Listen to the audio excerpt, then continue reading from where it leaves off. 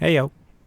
So I haven't made a video in a while, and that's because the weather's not been good, or I've been sick, or just recovering from soreness. But yeah, I just wanted to give an update because some exciting news. I decided to meet up with a coach, and that's pretty much because I've decided that I'm spending so much time in basketball anyways, so why not just spend some money and get some feedback with someone who probably knows better than I do, rather than, this entire time I've just been kind of teaching myself. But yeah, so I've met up with a coach twice now, and maybe in the future I'll record one of my sessions and show that off. Um, but yeah, we've pretty much just gone through a bunch of drills, and through meeting up with him, I've kind of picked up just a few new moves, and yeah, I want to show that off today. So this one that you see me doing, it's funny. I feel like everyone has a different name for this move, but uh, my coach calls it a float dribble, but I've also heard it called a hang dribble or a hezzy, although everyone seems to call everything a hezzy these days. But yeah, I'll just call it a float dribble because that's what the coach calls it. Um, but yeah, I pretty much just hang the ball and then I pull up into a jumper. And I haven't gotten quite consistent with this yet, that I think people are scared of it. But I think, the more I work on it, the more I'll be able to create blow by opportunities with it. But yeah, I think the first step is just to be able to threaten this jumper a little more. You might notice that when I float the ball with my right hand, I'm a little less consistent. And I think that's just natural because, you're floating the ball and then you need to bring it in and then shoot with your right hand again. But if you float with your left and then shoot with your right, that makes it a little easier to control. But yeah, it just means that I need to practice on my right side a little more. But yeah, let me show you some other moves too. So now we're pretty much going to do the same float dribble, and then we're going to go into a blow by. One thing I realized is that after I picked up this move, I actually started scoring quite a bit more, at least getting to the hoop a lot more.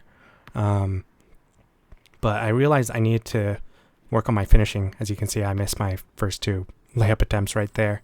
But it seems to be that the trick is to just try to slow down at the end, and you really want it to just kind of lightly bounce off the backboard.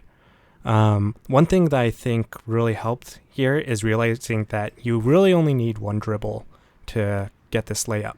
So I've been working on just doing one hard dribble and then going right into the layup.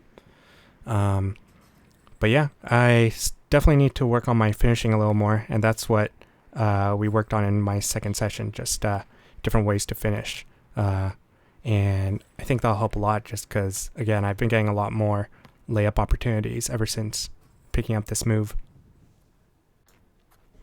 And last but not least, as I said on the second session, we worked on finishing. I also learned this little drill just to work on reverse layups. And yeah, you can see I'm trying to spin the ball off the backboard, trying to get that same touch that you would normally get in a normal layup, and trying to get it in. And it's funny, during our training session, we spent a lot of time on this just because I was so bad at it. But eventually, just kind of practicing on my own, I was starting to get in a bit of a groove.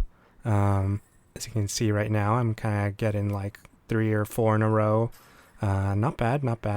But yeah, not quite really being able to do this at game speed yet. But I think you'll probably see that in some of the past videos. I did have a few reverse layups that I was able to go for. But yeah, this was my first day practicing it, and yeah, I was really bad at it. But you just gotta keep on practicing, and then eventually you pick it up. And yeah, that we went through a lot of other drills, but it's kind of hard to take everything away when you're being fed so much information. But yeah, I just wanted to kind of show off a few of some what I thought were some big ideas that I took away from the 2 sessions so far. But yeah, stay tuned for some other things. Now, I just want to end with a story and then also some thoughts on what I want to improve on next. But yeah, story first. So I went to Six Flags a few months ago and I paid $10 to play the basketball game there. And you had to shoot 12 shots and try to make, I think for the first prize, you had to make 4 of them. But I actually only ended up making 1 out of 12. And I suppose you could, make excuses. The balls were lopsided and they're kind of like balls that I played with in elementary school during PE, like just those colored ones. But, I still thought I should do better than that. But maybe not at the same time. So I just wanted to do this little challenge here for myself, see how many I would have made with my own ball. I don't remember if I counted this correctly, but we'll see if it was 12. But I like to think that my shooting has improved, and I definitely think my shooting technique has improved.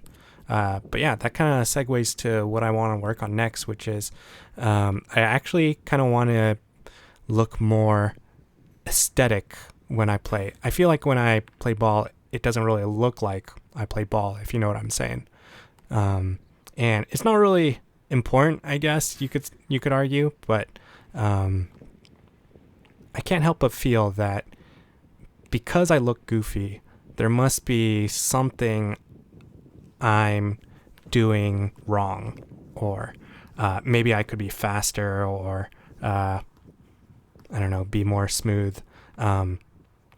Yeah. Anyways, I get the end goal maybe is not necessarily to look like a basketball player, but at least just kind of take a look at what I look like when I'm running and dribbling and things like that, and see if there's anything that needs to be adjusted just to I don't know, look more natural, and as a result, hopefully that'll obviously make me a better basketball player.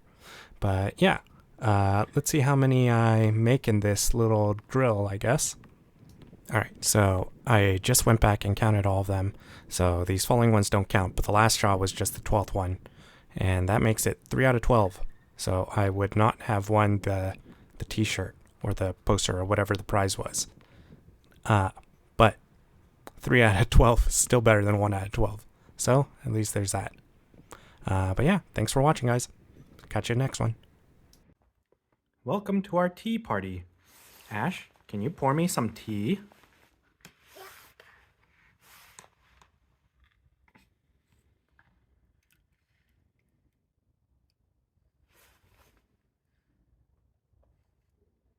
Thank you.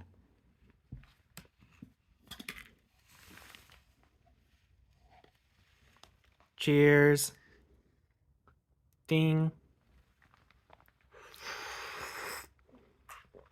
Mmm.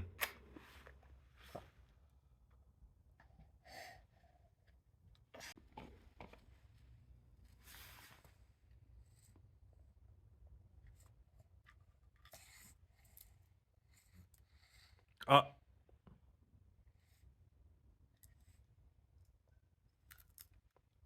Does that taste good? Yeah. Hmm. No. Maybe I should try. Pig.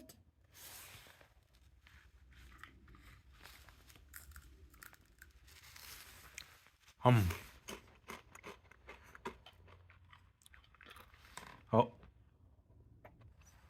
Use your own tea.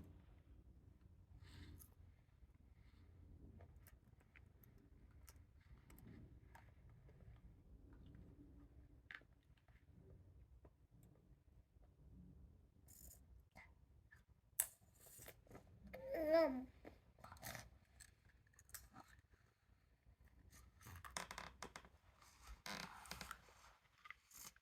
Oh. Go.